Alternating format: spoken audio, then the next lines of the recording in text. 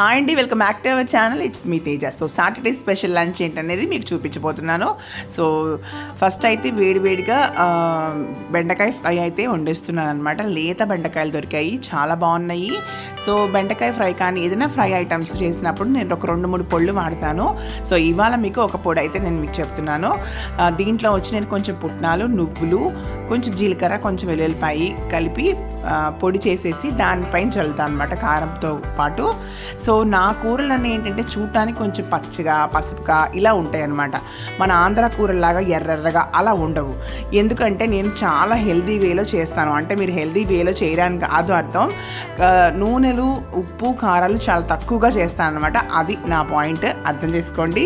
తప్పుగా ఏమైనా అంటే మాత్రం మన్నించేసేయండి. సో వేడివేడిగా అన్నం వండేసాను, టమాటా రసం చేశాను. అండ్ బ్రేక్ఫాస్ట్కి వచ్చి ఇడ్లీ రవ్వను జొన్నలు కలిపి చేశాను అనమాట ఇడ్లీ.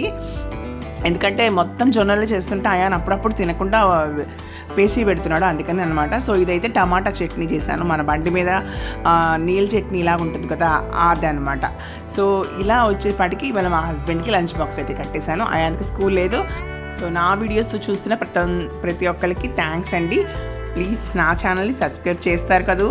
బాయ్.